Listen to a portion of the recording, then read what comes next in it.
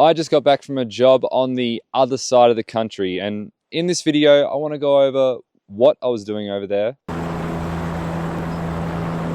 a couple of things that I experienced along the way. Holy shit. And I'll finish it off with 5 reasons why I wanted to do this job.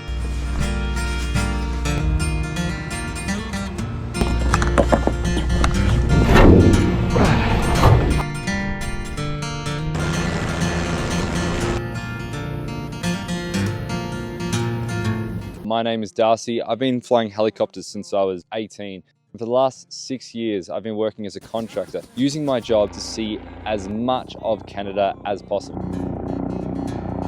If them demons you're fighting won't go away. This particular job has taken me to northern Quebec and Labrador, where it took me 5 days just to get to the job site. There was a day of travel, a day of training, and then we had to wait another 3 days before we could even get into camp due to weather. Life can get hard sometimes, I know. You gotta get up and walk the straight and narrow. When they're chasing you down with an old bloodhound and you're running through the fields for your life. You gotta get up, son, I know they're gunning for you. The whole time we're out there, we're staying at this exploration camp. An exploration camp is essentially a remote satellite base that is used to stay out when doing research out in the field in an area before it turns into a giant mine site. If you like iPhones, you like electric vehicles, MRI machines, then you're probably a big fan of mining. We will all be judged the same someday. The reason I'm out there is to move this drill around to different sites. The drill digs down below the surface to see what's down there. When they're chasing you down with an old bloodhound and you're running through the fields for your life. You gotta get up, son, I know they're gunning for you. Now, I've already made a couple of videos about drill moves that go into more detail, so I'll keep this one simple. So this drill's a bit of a dog. This is a piece, that's a piece, and then the tower is the final piece. And when we're setting this one, it has to sit exactly on there so they can put these bolts through. And then the tower, those pins have to go in horizontally through those holes.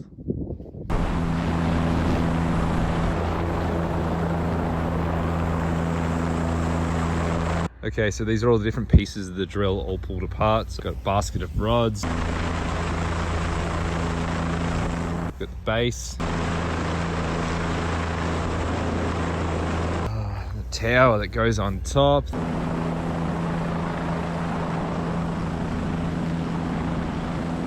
Rod feeder.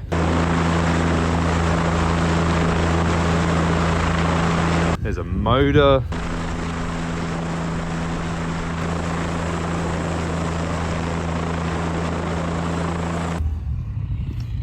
I don't know what that is. Fuel tank, safety shack, and a couple other things. And here comes trouble. When they're chasing you down with an old bloodhound and you're running through the fields for your life. You gotta get up, son, I know they're gunning for you.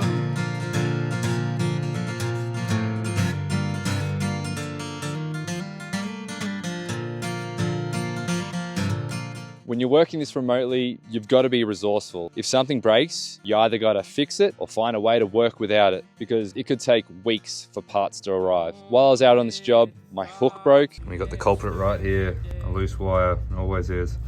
So I guess I've got to pull this apart and rewire it. All right, so if I push this button and this thing makes a clicking noise, that means it worked. Yes! My portable fuel pump broke, which is extremely important. And my radio stopped working. So I had to use a handheld radio to talk to the guys on the ground through the intercom system. You just got to keep going. You just got to keep finding a way to make things work.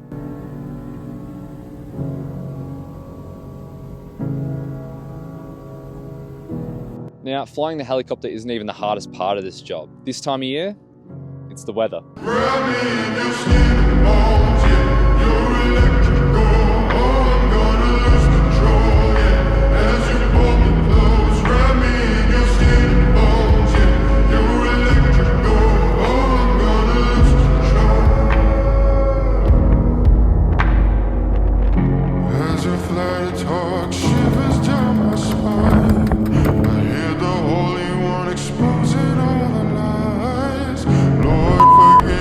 You got icing on the ground, and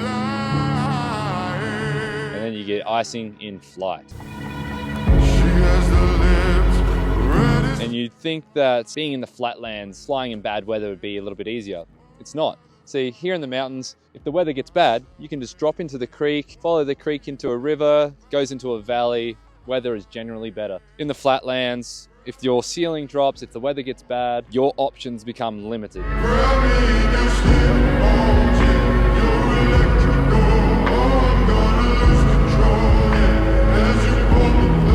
If you're going a long distance, you're doing your calculations and you're just gonna make it, but you better be praying that you've got that tailwind or that the ceiling doesn't drop.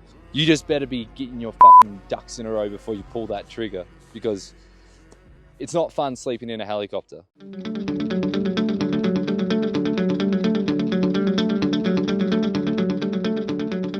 These are the 5 reasons why I took this job. Number 1 is the type of flying. I've been moving drills since 2020, and in my opinion, it has been the most fun and satisfying type of flying. It is precise. There is a sense of teamwork with the drillers on the ground.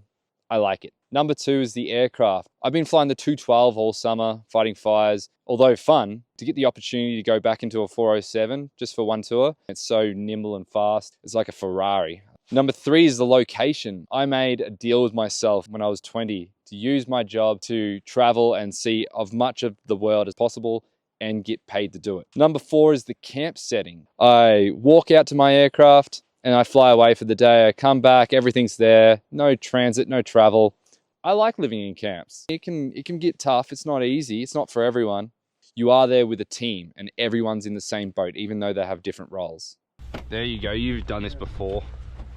Ah, fuck. Some waivers. Yeah. No, I'm just gonna blur your ugly face out. So Lewis, you wanted to be a bush pilot, eh? And the final reason why would be to share this with all of you. I recently put up a video from the summer of fighting fires, and I don't think that truly captured what it's like being a bush pilot. So I hope this did a little bit more justice, showed you what it's like out there doing what we're doing. I know I'm not the only one. There are many others like me, but I guess I'm the only one doing this.